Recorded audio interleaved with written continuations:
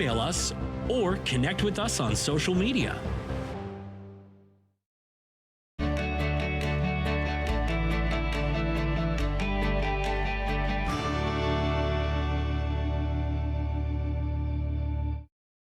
Hi, I'm David Shearman, host of Politically Speaking here on Rogers TV. My guests on my next show will be members of the Blue Water District Board of Education. Come and find out more about what's happening in our school system. Politically Speaking. Entertainment legends return to the spotlight in a whole new way. Celebrity boxing. Former icons step into the ring as NBA champion Lamar Odom battles recording artist Aaron Carter with special guest referee Chuck Liddell. And watch a reality TV grudge match between Love and Hip Hop Cisco Rosado and Grammy-nominated rapper Peter Guns, featuring guest referee Rich Dollars. It's a knockout night of superstars hosted by Ice-T and Coco. Celebrity boxing, live Friday, June 11th on pay-per-view.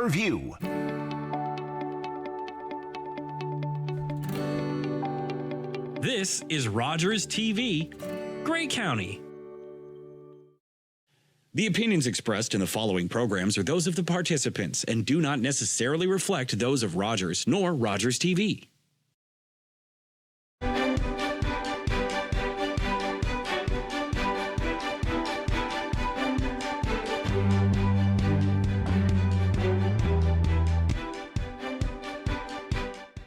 Hi, and welcome to Politically Speaking. I'm David Shearman.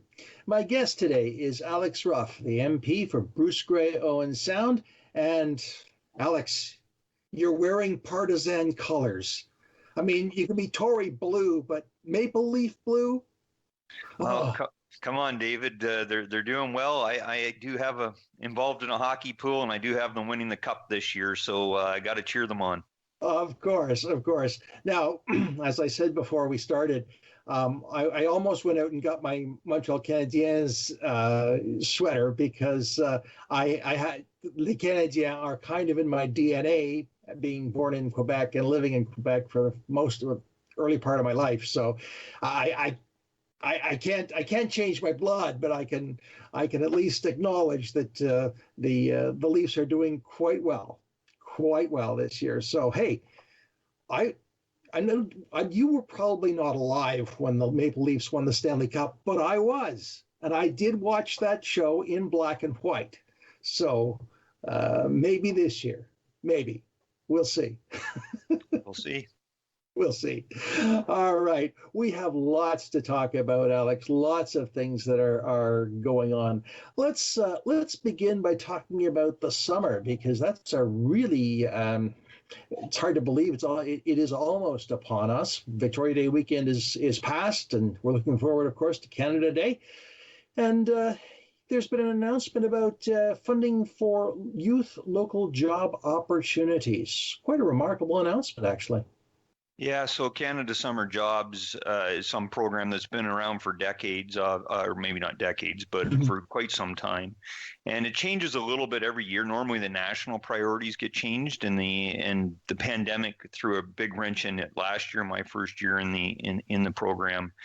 And there's a few different ways that the local MPs have an impact on it. We get to set our local priorities, which I believe provide 10 points out of the 100 that each applicant gets scored against.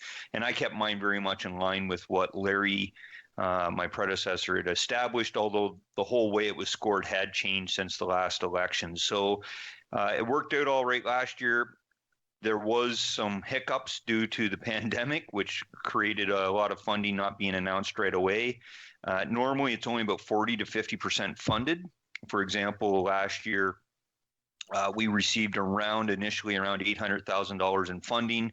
The demand was well over $2 million. When the whole WE scandal broke out, all of a sudden $400,000 became more available for the program, and there was a lot more funding, but it was kind of weird. I was still calling people in September because of just the delays. Certain, I think, applicants couldn't use the funding in September, saying, congratulations, you're now receiving money for the Canada Summer Jobs Program. But the funding and the employers were allowed to use that funding right through to the end of February. This year, we're back onto a more normal schedule from at least the announcement, approval and announcement perspective. The funding still can actually employers can still use it right up till end of February 22nd, or sorry, the end of February in 2022, which is a good news for, again, some of the challenges. But again, the demand initially was only about 40%, 50% funded. However, we had, I think the demand was locally, instead of close to $2 million this year, was almost $5 million. We were originally allocated 1.7, which is even more than last year. And then within a couple of weeks, I received another $800,000 or so for Bruce-Grey-Owen Sound. And in the end, almost everybody got funded. Not completely, it varies from, I think, as low as 25% of the funding requested up to, I think, 75% or even more in some cases. However, good news, $2.5 million, 768 jobs roughly approved for the area, which hopefully the applicants and the employers can find those youth and give them a great opportunity, and that the pandemic allows them to carry on. So a great news story. Looking forward to it, and looking forward to actually seeing this summer in person, providing the lockdowns are lifted. And I'm optimistic they will be, to get out and see some of these youth, at work.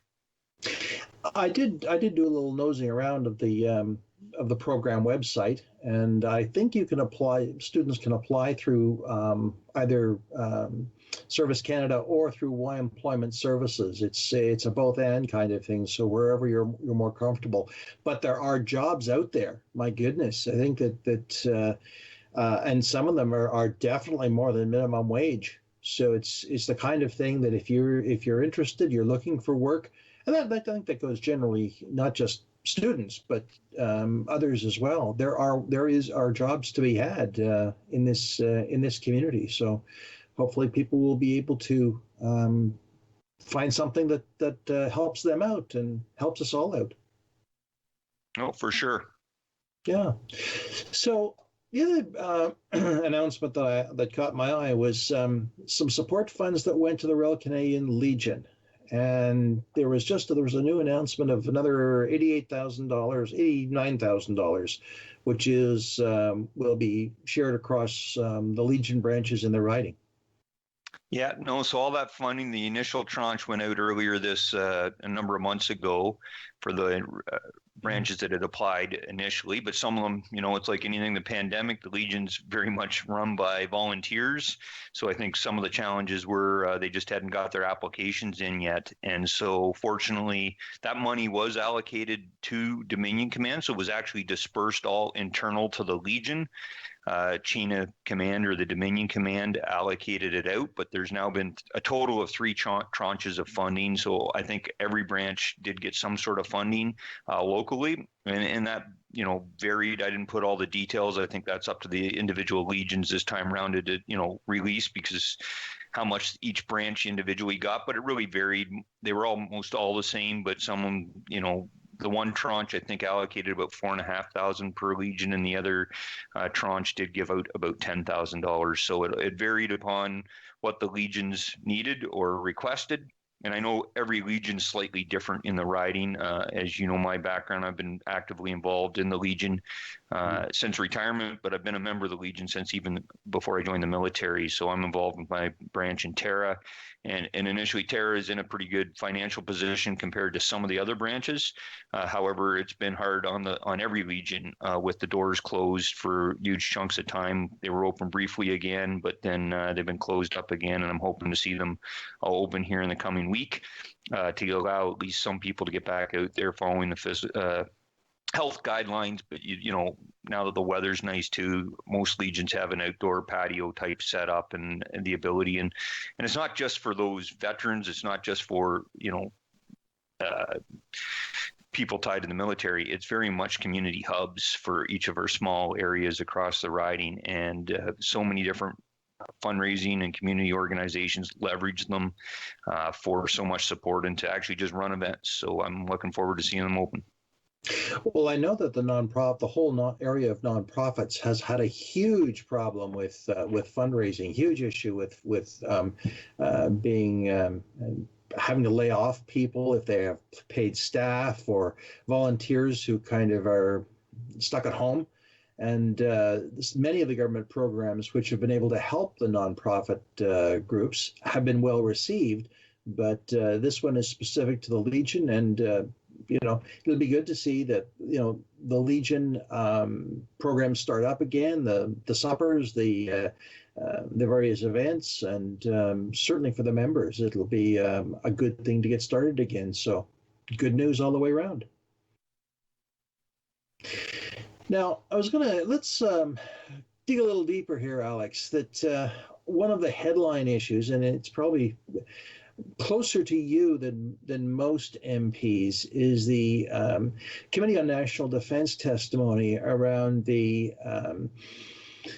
how shall I say it, the alleged misconduct of a number of the senior officers in the armed forces. And it goes right to the very top of the chain of command with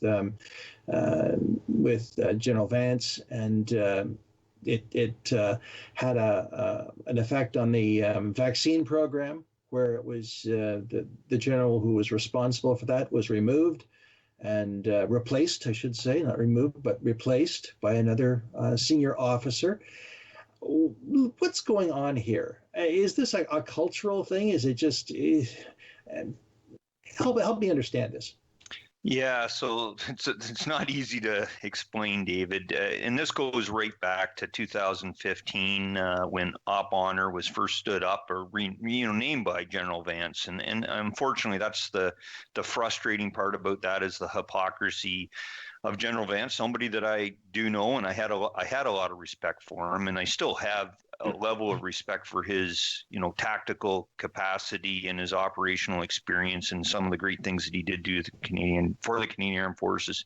However, the hypocrisy of him champion Op Honor, which was to root out the sexual misconduct in the Canadian Armed Forces, in particular in response to the Madame Deschamps report that came out, is disappointing to say the least. As you're aware, I wrote an article back in the end of February, I believe, in response to when Eleanor Taylor, a good friend of mine, another Royal Canadian member of my regiment, the Royal Canadian Regiment, who resigned from the reserves in disgust over just this lack of action coming forward.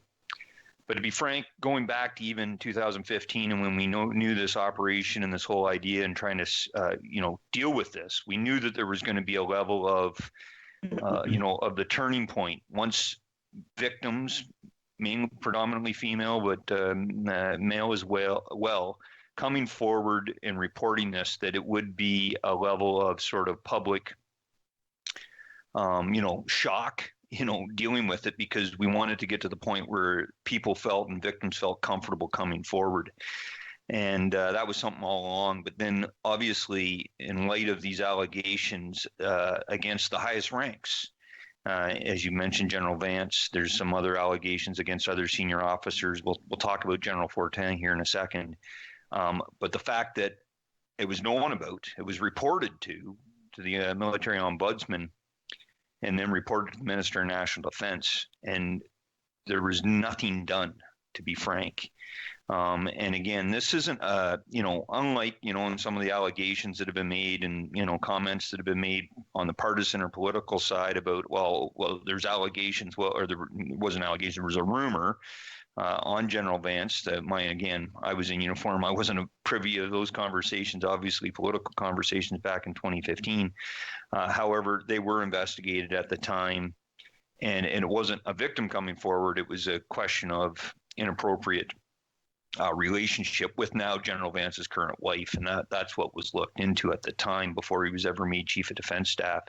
The difference is we had a victim this time around, and Minister Sagen, who, as I've stated publicly, I've stated in the House, I have a lot of respect for Minister Sagan's time in uniform as a police officer and in uniform. He did a number of tours in Afghanistan. And when I questioned him in the House, in committee on the 12th of March, I did ask him some very pointed questions to make my point. But the last question I asked him was the most important one. And I asked him who was responsible for the failures of these allegations being properly investigated. He gave a long-winded answer, but ultimately he did admit that he is absolutely responsible. However, it doesn't line up with the lack of action taken forward. Some of the, this belief that somehow the Prime Minister's office knew, but the Prime Minister didn't know. I was really disappointed when Katie Telford came to committee, the Chief of Staff for the Prime Minister, because, again, she made a couple comments that I found extremely frustrating. She kept talking about her office. Last time I checked, David, nobody elected Katie Telford to anything. She's a political staffer working for the Prime Minister. It's not her office. It's the Prime Minister's office. So if she's not telling the Prime Minister information, then she's not doing her job. And that's why she should be held accountable by the Prime Minister. But again, if you take the Prime Minister's, word that he didn't know about this ahead of time. And so I just don't understand how a political staffer is, interfering with those elected doing their job. So that's frustrating. Right now, the Defense Committee, I sat through as a sub on this past Friday, 2 more hours of Liberal filibustering to prevent Zita Stravis, who was the Chief of Staff for the Minister of National Defense when this all happened, now the Chief of Staff for Minister Blair, I understand. And she's been invited to, testify before, hasn't shown up. And now the whole debate about, summoning her to committee, but the Liberals won't allow a vote on it. And so we had a block motion amendment that was brought forward, and we couldn't even get a vote to that. So that's the frustrating part. It's all right, make your point, but instead of dragging this on, this is all about accountability. And speaking to those former members of the Canadian Armed Forces, predominantly women, but some of my male colleagues as well, they're so frustrated at this lack of accountability, because if there's a belief that the highest ranks can get away with this and that they're not held to account, then there is no belief that why would they come forward with allegations if they don't believe anything's going to get done. And I think that's what the crux. This isn't about pointing fingers. This is about understanding where the process failed so we can fix it, and to make sure that future, I hope never happens, but a future Chief of Defense Staff, a future Admiral, General Officer does something inappropriately, that they are held to account, and that it just doesn't get swept under the carpet. So that's the challenge going forward. And just quickly on General Fortin, another, unfortunate incident. I mean, I'm shocked at that, because General Fortin is the last person I would ever expect of anything. Again, I have no details other than what I've briefly read in the media, that this goes back to his time as an officer cadet at the Collège Militaire Royal du Canada at Saint John, and so 1989, and I think that's maybe why it's been turned over to the Quebec prosecution, because if it happened before 1998, any investigations on sexual misconduct were before 98. We're not under the Canadian Forces National Investigation Services. Things changed in 98. So maybe that's why, due to the time, and as well, there's jurisdiction. It's who's best suited. And to be frank, it is a bit of a political hot potato. So it's a way for the, Quebec prosecution, and to kind of get it out of the hands of any involvement tied to the federal government. So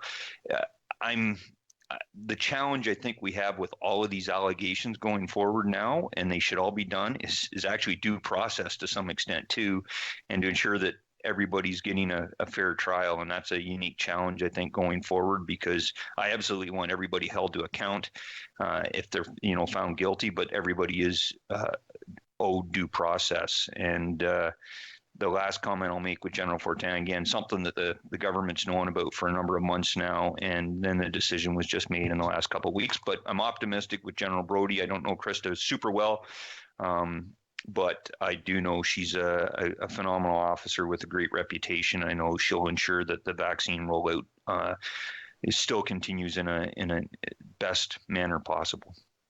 Yes, we have to remember that although we think that the armed forces are people who carry a lot of guns and aircraft and ships and such, you have to remember that 2/3 of any armed force is actually logistics. It's getting the stuff to the front that is critically important. So you have to be an expert in both areas, both in combat and logistics. And so this is the logistics side. And the Canadian Forces have acquitted themselves well. I go back to what they did here in Ontario, in the nursing homes, and produced a shocking report, but an honest report of the conditions in the nursing homes. And I'm quite sure that they will continue to protect the interests of this country health-wise, as they've been tasked to do. My question, though, is one of maybe a little off the political, but do these incidents affect the morale of the Canadian Forces? I mean, you alluded to the fact that why should I report anything when even the highest top of the chain of command are getting away with this? What's the point? And Lieutenant Colonel Taylor did resign in disgust. And will this have an ongoing effect on the morale of the Canadian Forces, do you think? It will if it's not dealt with properly, and that's the challenge going forward, and that's what I've struggled with. I mean, I was just reading out, I didn't see it or watch it live, but Lieutenant General Eyre, the acting Chief of Defence Staff, and Jody Thompson, the Defence Minister, were not the Defence Minister, the Deputy Minister, were involved in a Zoom call or something, or with an organization just, I think, in the last couple of weeks. And General Eyre admitted that, he hadn't witnessed and hadn't seen something, so struggling to understand how this, occurred. Why is it occurring? I remember when the Madame Deschamps report came out that same spring, early summer, actually midsummer.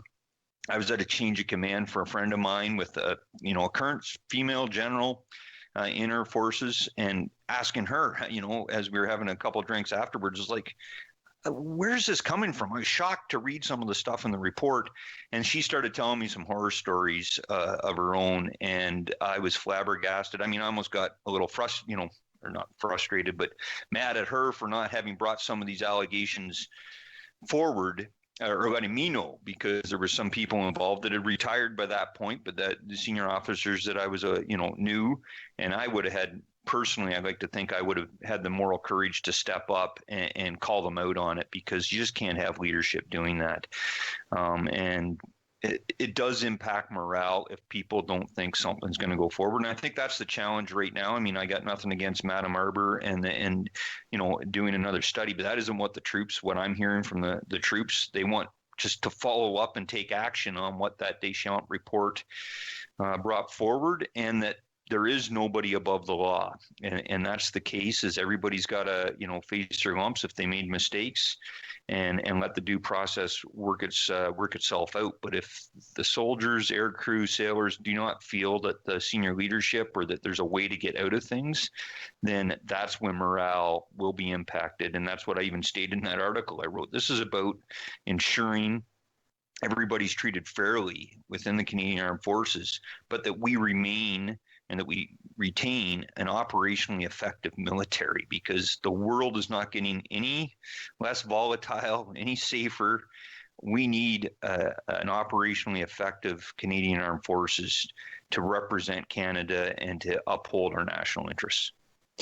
Yes, I noticed that in your in the testimony that was on the National Defense Committee on the March 12th, you pointed out to the Minister of Defense that the RCR motto was never pass a fault, and maybe that's just something the whole bunch of them need to be reminded of, that duty and honor still have a role in this country and a role in their work, and double standards don't work. And double standards can't be. People will be held to account. And let's hope that the committee testimony will result in that at the very least. Political stuff aside, and then we know there's a lot of that. But let's hope that the values of duty and honor, which, I mean, I know a number of Canadian Forces officers, relative contemporaries, some are now retired. That's the core of of what they do. Duty and honor are well, mission, duty, and honor would be the three things that they live for, and let's hope that that will continue. So, I don't envy you or your colleagues in dealing with this, because it's going to be a challenge, no matter what the result is. 100% agree. I'll just say I've been, in communications with some of those still serving, especially the senior ranks that I know personally, and some of them have even been recently, promoted due to all this movement. And they're actually, they've shared that, their own mental health and mental well-being. They don't want to be there because other people are, being forced out. They want to be there on their own merit. But at the same time, they recognize the huge challenge that has been put forth to them. But at the same time, I'm optimistic that eventually we'll get through this. It'll get solved, and we need to solve it, because even though we're made up of, when the military is made up of normal society, we're representative of the normal society across Canada. It doesn't mean everybody's perfect. We're going to have bad apples in there too. I expect our Canadian Armed Forces personnel to be held to a higher standard than the average ordinary Canadian, as they should be, because they're the ones that are wearing that Canada flag and voluntarily joined up. And that's just what I expect. No different than I expect our elected officials to be held to a higher standard than everybody else. And that's because, again, another voluntary choice to get involved in elected politics, and therefore, step up for it, hold yourself to a higher account. And if, the difference is in politics, if you fail to perform, you should be held to account by the people at the next federal or provincial or municipal election, and it's the people that get to decide. Very, very true, Alex. Very true. And speaking of election, we're going to talk about the election in a little bit, but I want to, speaking of Canadian Forces, I wanted to talk about a veteran who you had involvement with recently. I think it's Matthew Ricard, who had a farm at Shallow Lake and said, no, I got to move. And he moved to New Brunswick. But the case was a little more complex. Do you want to tell us about that? Sure. It did make some of the local news, and it's not like I knew Matthew real well personally at all, but I did reach out to him when he reached out to my office, and we chatted. So it wasn't that he had to move, but he luckily found the perfect little farm. I think approximately 100 acres down in New Brunswick. Sold his place up here, so had to move during this pandemic, and unfortunately during the lockdowns. But New Brunswick, as each province is their right, and most of the Atlantic provinces have some very strict lockdowns or quarantine requirements, including even for Canadians that haven't left the country and that are just moving from one province to another. And so the challenge he had getting down there was he's traveling down with his farm animals, and he's got an isolated farmhouse to move into with his animals, and he was being told at the time that he had to go into quarantine in a hotel but he couldn't get a clear answer out of the, unfortunately, out of the New Brunswick government on what he was allowed to do or not to do, or what he was supposed to do with his animals. And he had, I think, horses, sheep, goats, I think even some pigs. And so he didn't know quite what to do. He was frustrated. He couldn't get a clear answer. And my sole thing, because again, this wasn't federal jurisdiction, but I was able to reach out to his federal MP down there, made sure he had the whole story, who was in turn going to reach out to the provincial MLA counterpart and to hopefully resolve things, because there was a fairly tight timeline. He was leaving that weekend and needed to get down there, I think, on the Monday or Tuesday. So he could accept that he had to go into quarantine. He didn't know what his animals were supposed to do, how they were going to get fed, how they were going to get watered. And I'm pretty sure they didn't want to have the animals living in the hotel with him, because that would have made a pretty big mess, although it might have got his point across. And to be frank, I haven't heard back from him, and I'm glad you brought this up, David, because I'll make a point of reaching out to him later today and see if I can get an update to see exactly what happened. Hopefully that they had a solution for him, and wishing him all the best as he gets his farm up and running down in New Brunswick. One thing I didn't see in any of the news stories was where in New Brunswick he had bought a farm. Do you recall any of that?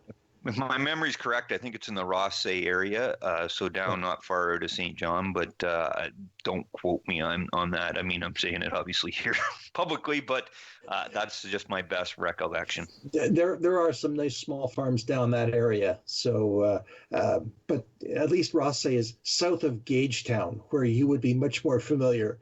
I lived in the province for about 8 years, so I'm relatively familiar with the geography. So it's in the nicer part of south of Gagetown.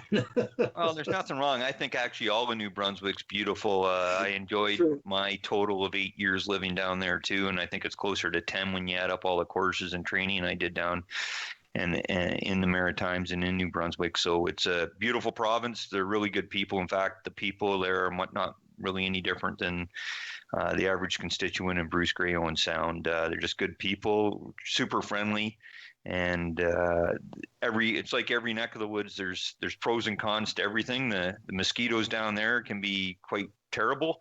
I used to joke that when I was doing my infantry phase training, that some of the smaller people I was on course with that had trouble, weren't successful, but then we used to call it the sort of the candidate eating truck.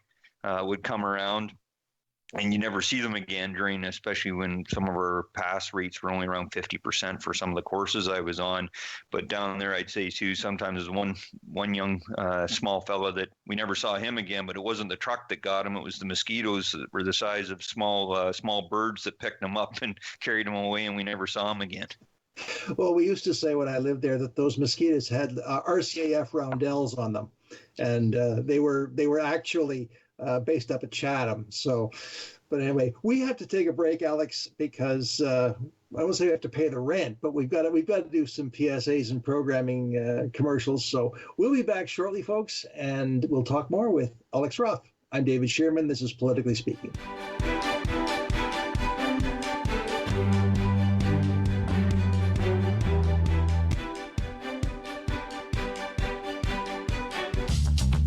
This program is brought to you by Ignite TV. Now you're in command. Visit Rogers.com for more details.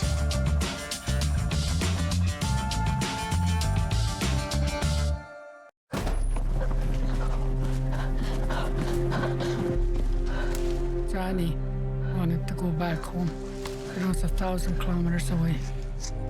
They forced him to go to the Indian residential school. More than 150,000 of us children had to go.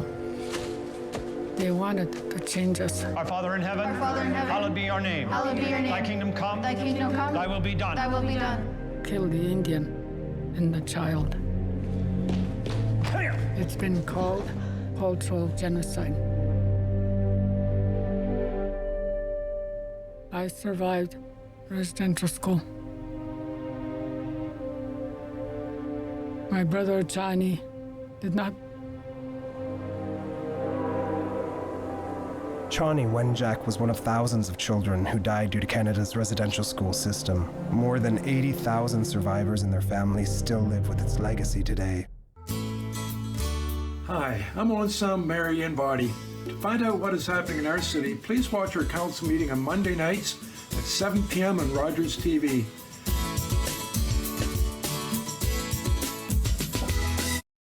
The opinions expressed in the following programs are those of the participants and do not necessarily reflect those of Rogers nor Rogers TV.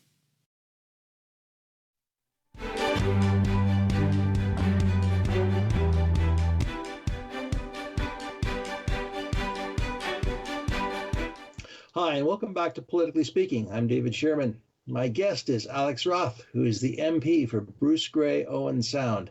And in spite of his Toronto Maple Leaf sweater, welcome back, Alex.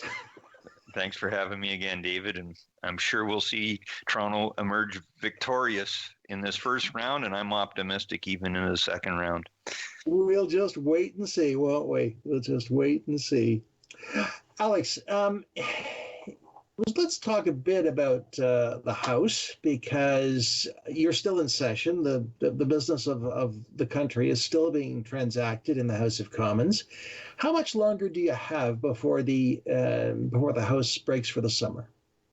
We have 1 month left approximately. The House is scheduled to rise around the 23rd of June, plus or minus a few days. That, again, all depends on what legislation the government determines really needs to be passed before the summer recess or not. And that potentially could tie to their forecast of when they think we're going to the polls again. So we'll see how that all plays out. So I'm anticipating we'll see a lot of, not pressure, but a lot of push to get some of their bills put forward that the government's brought in. And I know we've been successful in getting a number of private members' bills that are important that were introduced by Conservative MPs that have gone through. And so I'm optimistic. I know we're putting pressure now. A lot of them have passed the House of Commons and they're over at the Senate. And we're reminding our Senate colleagues to hopefully get them through as well, because if everything doesn't get royal assent before whenever the next federal election occurs, unfortunately, it just dies on the order paper then and there, and it never does become law. So I'm optimistic that everybody's going to work hard to get especially some of the important bills that are so important to so many Canadians. Some of the more contentious ones, we'll see if they get through or they don't get through. That'll depend on what compromises, what amendments are brought forward by the different parties, and whether the government's willing to accept them or not. And we'll see how it all goes through in the coming weeks. But we got about a month left. What are some of the private members' bills that have been successful so far? So you've seen a number of bills. Matt Generu's a bill C-220, I believe it is, which is about compassionate leave for grieving parents, I believe, if I got the whole thing sort of in my head correctly. Important. We've had a couple that are really important to farmers. One that just passed, Larry Maguire's bill C-208, if I got the number correctly, which is helping small businesses, farms pass intergenerationally. So right now, it's actually easier to sell your farm or your small business to a non-family member when it comes to capital gains and exemptions, et cetera, than it is to keep it in the family. So important bill there that's been brought forward, past the House now, and we're just hoping to see it go through the Senate. Another one that's passed that needs to go over there is Phil Lawrence's bill C-206, which is exempting farmers from the federal carbon tax, which is vitally important. Their farmers are paying, especially those that are drying grains, some crazy bills. I've heard, stories there of farmers paying up to $20,000 alone for 1 month on federal carbon tax. And so I don't know too many farmers, and that was last year at $30 a ton. It's now $40 a ton, and it's going to $170 a ton. I don't know too many farmers that can afford to drop, another 4 or 5 fold $100,000 in 1 month just on a carbon tax. So I think that's an important bill for our farmers. Kevin Waugh's bill on single sports betting, which has gone off to the Senate as well. We've seen some motions pass that's tied to, it came through from the Senate, but it's now actually, I think, officially into law and got royal assent just recently. That started out with Rona Ambrose. And I know there's a number of other bills that are coming up and still being debated. Len Weber's got one. I'm trying to remember what his is about. I think it's something to do with the income tax, but I'm not 100% sure. We have about 5 to 7 bills I know that have got through the House that are now sitting at the Senate that are all important bills. And then there's the private members' motions as well. We talked briefly before the show started about the Emancipation Day, and it's something that I think is important. That did get, I think since the last time we chatted, that got through everything in the House. It's been approved. It doesn't need to get royal assent, so it's now just a question of the government doesn't need to do anything more other than on August 1st, officially, make some statements and recognize it as a national day of emancipation. So, I consider myself privileged to have been part of that bill and to have jointly seconded in the House and been part of the debate, and glad to see it go through. As I mentioned in the debate, this is something that's been going on right back to the late Honorable Deepak O'Brien that brought this in the late 90s. So something that's, took 20 years to get through the House, basically. Yeah, and it really shouldn't have, but it has. We have to deal with history. But at the same time, yes, I know there are a lot of people who have tremendous interest in this this bill or this motion. And we're very pleased to see it pass the House, so that we'll just have to watch and wait and see what happens. But I know that there will be many people in this community here in Bruce-Grey-Owen Sound who will be very pleased, because of course Emancipation Day is a big deal here. It's a big deal in Grey County. So let's acknowledge that and dare I say, shout it from the highest rooftops. Why not? It's something that is part of our history, and the more we know, the better we are, at least here in this community. I wanted to go a little deeper on your role as whip. When you say we got this through, that's part of your role, isn't it? To make sure that the members are in place to vote at the right time and to be prepared to vote, maybe at a moment's notice, but to be around. Be available. So did your work as a whip, did you have a bit of a role in seeing that these bills were passed? Well, I'm the deputy whip, David, not the whip. Otherwise, I'll Blake Richards giving me trouble here that I'm gunning for his job, which I'm not. No, you're right. Promotion. You won't refuse a promotion. It's interesting. I mean, but in reality, not too many people like miss votes. We're busy every day. The staff do a lot behind the scenes, and it's actually, it's more challenging for sure when you're virtual versus normal votes happen. You're in the house. It's very easy to account for people, but the rules do allow a little bit more flexibility. So if somebody's late, we do have that 10-minute of virtual voting to take place, that window. So there is a lot of behind the scenes texts and phone calls and emails to make sure everybody's aware. But we actually have some technology does allow us to see who's logged in, who hasn't voted in real time, as anybody can. There's on the one website, anybody, the Canadian public, can go in and sort of see in real time the voting as it's going on in that 10-minute window. However, really, that's not the role. The role, like when I say we got it through, I meant more we as in all parliamentarians, and the collaborations, and the ones that owe the credit are actually the the MPs that brought those motions forward. They have to do a lot of work in some cases to try to remove, especially on private members' bills, any partisan discussion, get it through there, get everybody on board, at least a majority of parties on board. And that's the advantage. And that's the one advantage in a minority parliament is the government doesn't have the final say. So there's a lot more private members' bill. It'll be an interesting statistic, other than minority parliaments tend to only last about 18 months to 2 years, and we're at that 18-month mark plus right now. So we're getting to that point where you never know when it'll go down. But I think you see more private members' bills get passed because there are more private members when there's a minority government, because there's not as many in the majority, and so therefore more bills may get pass through the opposition, whereas if it's something the government's not keen on, regardless of the political stripe, they can get defeated at any stage, where in this case, if all the opposition are on board. But it's, as I said, these are all good bills. There's a number of them are passing from all the parties, not just our party. I spoke to the ones that I'm, closely attuned with, especially the ones that matter to a number of small businesses and farmers in particular, the ones that I'm tracking, because they're the ones that I hear the most about from constituents. Sure. Now the it must be a bit satisfying to see some of this stuff happen on your watch.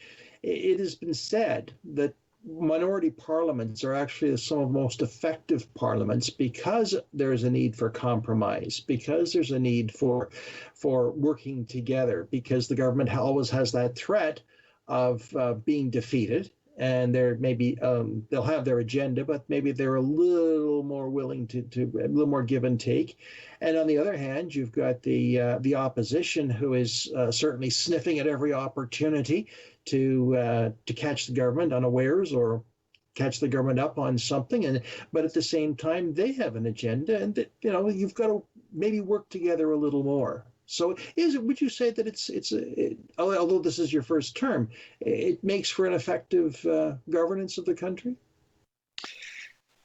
That's a bit of a loaded question, David. I'm not sure I got the right answer to it because, as you say, I've never had the privilege of being, in any other situation but this from a governmental standpoint. I know, or from an elected perspective. I know talking to my colleagues that have been around, including talking to my predecessor. He started out in a minority government when he was elected minority parliament in opposition, then got into the government ranks, and then he finished off his final 4 years in opposition. And he says it's always better to be in government. So I'm looking forward to whenever the next federal election happens, because I am optimistic that I will get to change my seats, or from not just but change the side of the aisle that I get to represent. And so I'm optimistic because I do feel when you are in government, you do have more opportunity to influence policy and what's going forward. And it's one of the, I guess,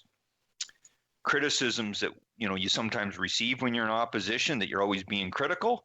But if you actually look up what the definition of the official loyal opposition is, it is to be critical of everything the government brings forward, to hold them to account and make sure it's the best legislation going forward. So it's not about being negative. It's not about trying to hold it up. It's just to make due process, make sure that legislation is the best for all Canadians, and that is your role in opposition. And again, there's ways to do it without being, I think, hyper partisan.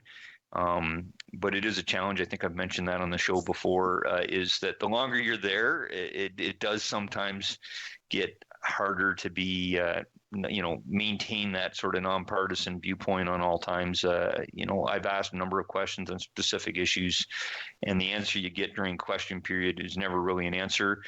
And I've been working on a number of issues, trying to get clarity on certain things, including one of the ones local, or most recently, is help for our local Amish community who don't have the internet, don't have phones, and yet have family members that are, on either side of the border when somebody's dying, and they have compassionate reasons to get across the border, and trying to deal with the quarantine things. When right now the website, everything's set up to apply via your smartphone ArriveCan app. And so I've asked some very pointed questions about what about all those Canadians that don't have access to the technology? And that's more than just those that choose for, from a community or background perspective, but a lot of seniors. I've received a number of phone calls from seniors and emails, not so much emails, but in some cases, but they may have email when they're at home, but they've had to travel. One lady I know in Owen Sound got back, and she was just frustrated with the process too, because she had to go visit her lone daughter, passed away overseas. She went to the funeral and then was caught unawares on the return trip because everything was supposed to be done on her smartphone, and the rules had slightly changed why she was gone, and didn't have access to all that information and ability to do things in real time, because just doesn't have that access and capacity, because that's not what she's used to dealing with. So I think we just got to be fair that, when we come up with policies, they got to work for all Canadians and not just a portion of Canadians. Well, Alex, I'll grant you the privilege and the pleasure of a very good and political answer. It's, in fact, you simply echo what both Larry has said here, and also Bill Walker. It's better to be in government. So, that's great. Thank you. But I think your point about technology is very, very well taken. And I know that Bill and I have had this conversation, as have other politicians, around accessibility, mostly around education, actually. And it is an important issue. And I'm glad to hear that you're able to ask that pointed question, because whether you and I may have smartphones and all the technology at our fingertips, many people don't. So what do we do? It's the government has to be able to accommodate. So it's good to hear. I 100% agree. I'm very in tune. I've been up to 3 Zoom calls simultaneously and maybe a phone call. I've had the headset on. I've had an earbud in. I've had another speaker going, and I feel quite adept at it. But I truly enjoy, like the last 2 Sundays I spent at home on the farm doing physical labor with the phones nowhere near me, and helping get the garden in, building some shelves for some storage stuff. And I enjoyed making that break away from technology. I think we all need it. It's good for our mental health, and hopefully, I think it does speak to, I think, the importance too of interactions and social interactions. And I'm optimistic and looking forward to the lockdowns being done so that we can be able to meet face to face again. Yes, and those lockdowns are certainly, they're not a federal issue at all. They're a provincial issue. But what's your take on the government's handling of things like vaccine distribution and stuff?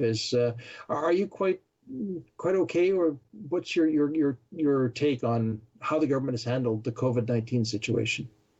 Well, they're never going to be perfect. No government would be, but I am, disappointed. And I've spoken about that right from last December, sort of the lack of clarity on the plan. I think that's the important things in emergency management, crisis management. It's all about clear communications, being consistent, not flip-flopping back and forth.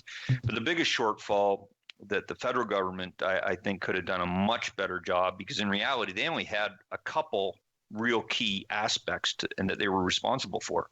One, borders. They were late to close the borders. It took, it was an opposition day motion that we brought forward to get them to close the borders to India and Pakistan when the variant strain was becoming very prominent earlier this spring. And so in reality, they have not been consistent there on the border. And the second key only responsibility at the federal level they had, not talking about some of the economic programs that were of import, but that they really could do something about to combat the virus, was the procurement of vaccines. And, they've talked about the diverse portfolio. We're now seeing that finally roll through. But unfortunately, we're 2 to 3 months behind a number of the other really G7, G20 countries. And to the point is, now we're still in lockdowns. The provinces and territories don't have that supply. It's starting to roll in now. But because they were late to need, you look down at most of these other nations and they're back to just, let's look at NHL hockey games. They're at 25 or 50% fans in the stands participating and being part of that, whereas we're still at zero. And so I think that's the frustrating part of it. I am, as I said, optimistic that the worst of it is behind us. I'm a glass half full person, so I'm optimistic that come fall, everything will be the worst of it will be behind us and we're moving in the right direction. But that's just sort of my criticism of that. The actual distribution, I think, is relatively gone fine once the vaccines have got into Canada. And that's fine. And again, that speaks to, I think, the Canadian Armed Forces involvement, but not just them, all the public servants that are involved have done a phenomenal job. The provinces have actually, I won't get into their business about, what restrictions, lockdowns, and measures they've taken. But from a vaccine distribution standpoint, other than some small hiccups when they first started rolling in with the different sort of booking systems, I've heard nothing but great things. And I know locally, the team around the Grey Bruce Health Unit's been phenomenal.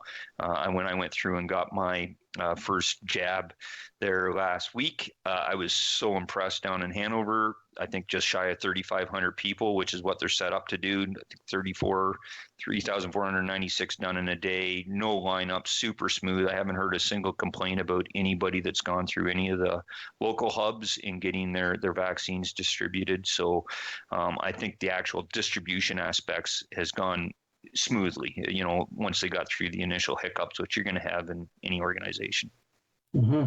Yes, I agree. I mean, I got my first shot back in, I guess, April, and it was a great experience. So looking forward to the second shot, probably sometime in the middle of summer, but we'll just have to wait and see about that. But yeah, it sounds like things have gone as well as could be expected. And yes, the conversations about the restrictions and the plan, that's something when I talk to Bill Walker next time. So you don't have to give me a political answer on that, Alex. So you've got about a month of House time left, and the question is, are we going to be looking at a fall election, do you think? Is the budget going to be a trigger for an election?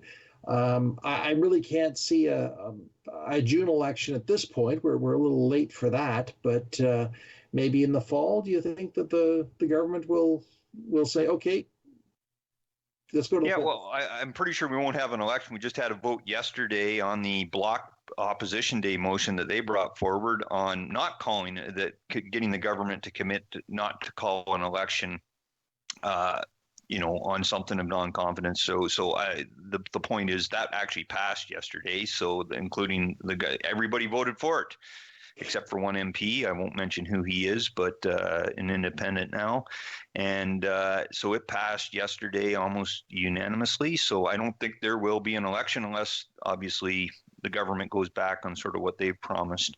The NDP have been crystal clear that they're going to continue to support the Liberal government as long as the pandemic's ongoing. So it's not going anywhere for the next few weeks. So I'm confident that we will not see an election prior to the fall. That being said, if the majority of Canadians are fully vaccinated, and when I say fully vaccinated, I don't mean this, the quotes that we've all had one dose.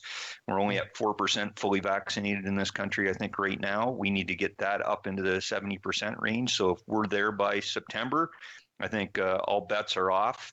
And there's a good chance that when we return to the House in September, that if there is a bill that's contentious, that the NDP or any of the opposition or all the opposition parties, it would take all of us, obviously, but none of us feel that we can support whatever the government's put forward, then I very much would see us potentially at the polls this fall.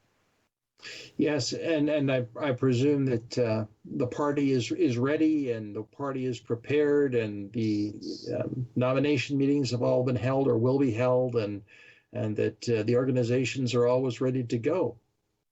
Well, that's any political, behind the scenes work that's done by all political parties. I know we're ready locally, as much as we ever can be, and we're ready for all sort of contingencies.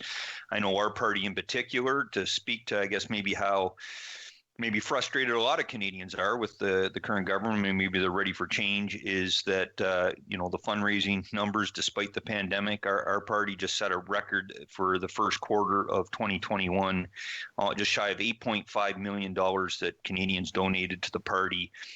Largest gap between us and any other political party or any political parties in the history of fundraising. The records of over $5 million, just shy of $5 million difference between us and the Liberals that raised 3.5.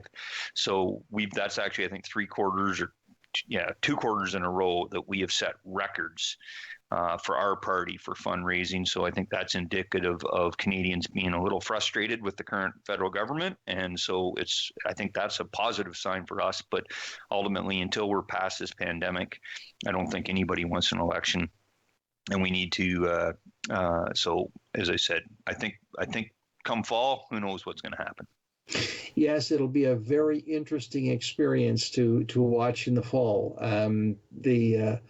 What's the expression? Reading the goat in trails. This is one of the expressions I've heard about what will happen, and it certainly it makes the commentators happy in the various media. So we will just wait and see how it goes. So we've got a little less than a couple of minutes left. What's your plan for the summer? You're going to be back in the riding here, and I'll be back in the ride. Yes, David, I'll be back in the riding all summer. Looking forward to it. Just as I said, spending some time there and just hopefully relaxing. If we we're past the worst of this pandemic and we can deal with things that way.